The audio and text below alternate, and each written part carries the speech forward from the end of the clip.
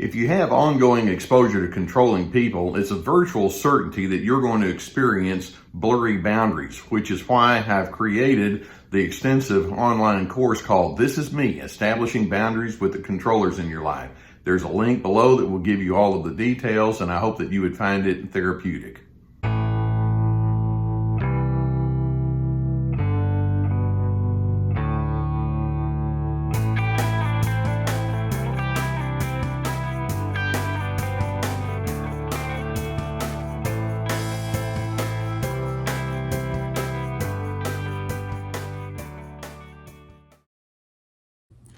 If you would step out the back door of my house here in Waco, Texas, on my back porch, back behind me, there's a lot of wide open space with a wooded area and some open field area as well.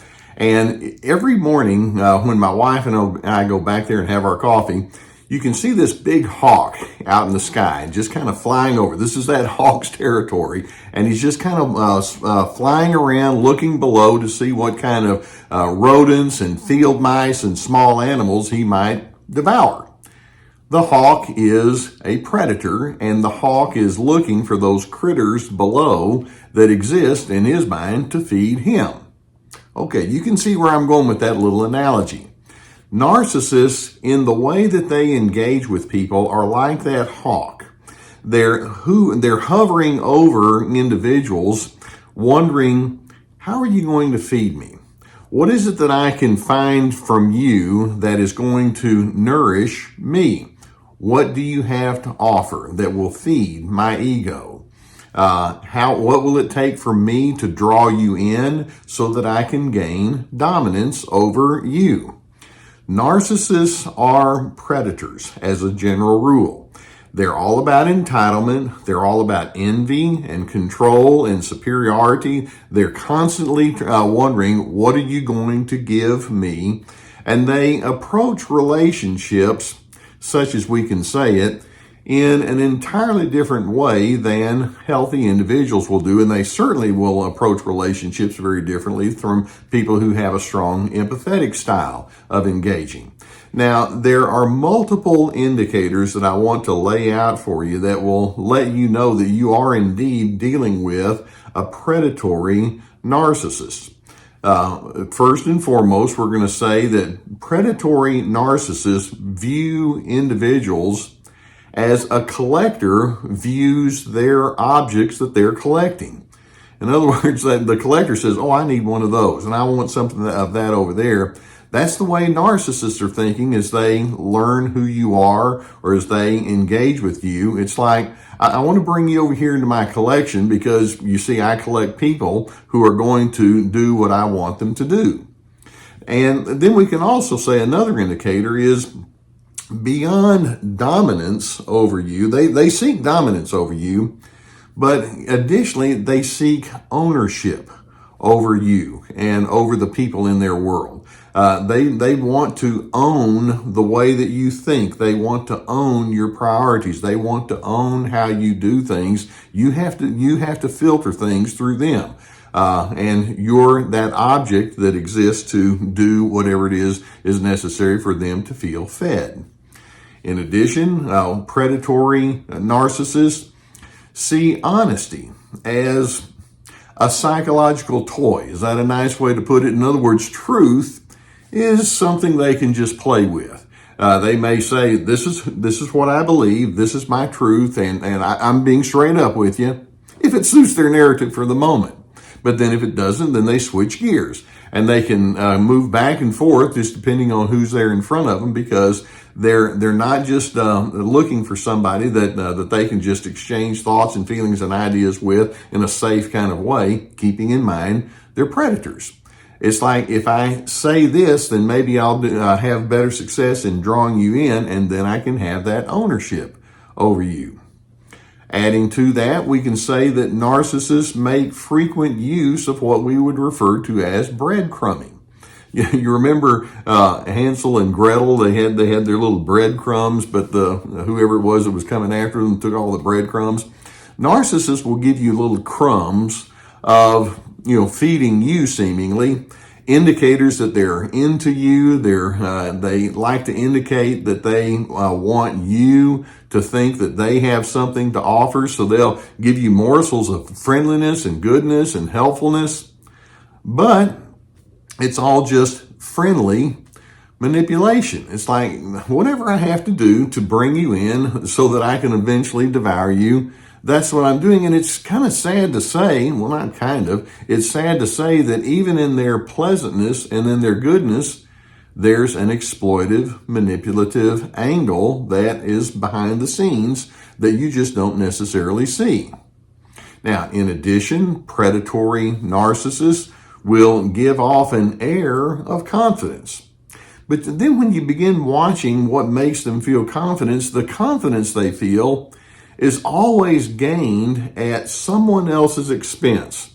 If they can prove themselves to be better than or smarter than or the one who has the final word, it's like, yeah, that means that I'm a somebody. And so these people like to gather individuals around them to build up their ego if they can diminish you and build themselves up, which takes us to another indicator of predatory narcissists. And that is that they don't seek relationships, really. They seek your loyalty, they seek your conformity, and it's all part of their scheme to use you. Now, you'll also notice another indicator is that they tend to be very thin-skinned and defensive when your differentness shows up. And the reason there is, in their minds, it's like, don't you remember, I get to do the decision-making around here, not you. And so they don't want you to have your own freedom or your own independence because they exist to dominate you. You exist to be dominated. That's how they think. That being the case, another indicator is they emphasize duty and obligation. They use heavily imperative words as they engage with you. You're supposed to, you must, you ought to, you'd better. And you'll know, if you look back on those narcissists that you've been with, it's like, yeah, they're always kind of trying to fit me inside some sort of groove. That being the case, we can then say that power and authority is, in fact, their heroin. They're addicted to it, and they just love having more and more of it. They must be in the power position, and you'll see the predatory narcissists constantly looking for ways to prove how much better they are. They're very forceful and they're very insistent in the way that they engage with you. Now, once you see these indicators, you'll then notice that there are other tools of the trade, if we can call it that predatory hawk narcissist uses.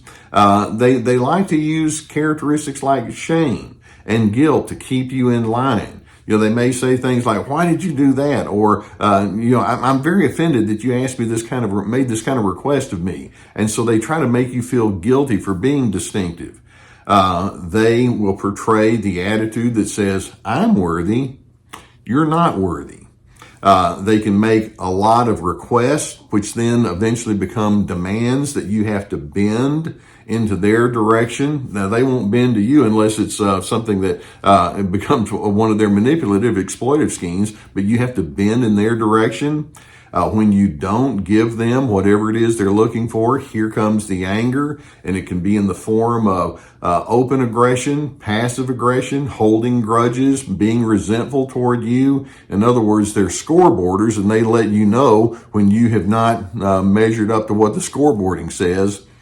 And over time, whatever friendliness they may have begun with gives way to cold and callous demands. Their dark side proves to be much stronger as you get to know them than you originally realized.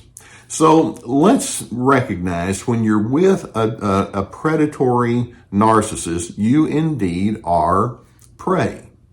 Your uniqueness is a nuisance. Your distinctives get in their way. You have value only in proportion to your immediate utility toward them. You will occupy the subordinate position as you engage with them. Your protests to them only prove that you need to be indoctrinated even more so. Your worth is a commodity that a narcissist thinks they can give or remove based on how well you're living up to that. Respect is a one-way street only, and if you try to break away, you will be punished. So when you zero in on all of these ingredients that go into the making of the predatory narcissist and how they think toward you, I think you can see that this predatory mindset has zero position in any kind of healthy relationship. And in fact, when you're dealing with them, it's not a relationship, it's a transaction, and they're trying to cash in on whatever it is that you have to offer. Once you see the pattern, you're going to find that your attempts to convince that predatory narcissist are not going to get you too far. They tend not to receive input because, again, in their predatory mindset, it's like, no, I make the decisions, you don't. So that being the case, you're going to probably have to move on as much as you're capable of. And if you can't move away completely, then you have to just go as functional as you can and don't expect any kind of heart connection in the least. Now, to that predatory narcissist, I hope that you can at least think in your mind, you, the narcissist, may approach me like a hawk, but you see, I'm no field mouse. I'm a person of dignity, and I'm going to protect that dignity by staying away from your claws. I hope that videos such as this can give you some good awareness of what you're dealing with if you have ongoing relations or interactions with these narcissistic individuals. And knowledge is power. The more you're able to learn, then the more you're able to make healthy plans in the better direction. If you've not already hit the subscribe button, then I would encourage you to do so. Gus slept through another one. That's okay. But Gus and I will keep more videos coming in your direction.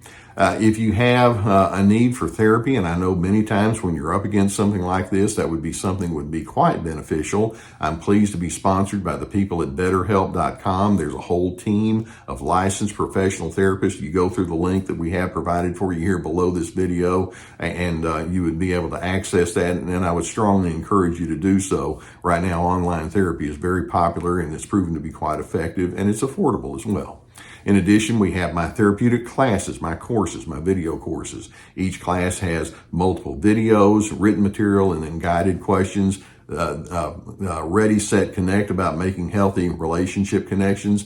Free to Be about finding yourself despite the controllers. This is me, setting your boundaries. We have my podcast, the Surviving Narcissism podcast. For those of you who are in the podcast world, we have my books and we have other resources.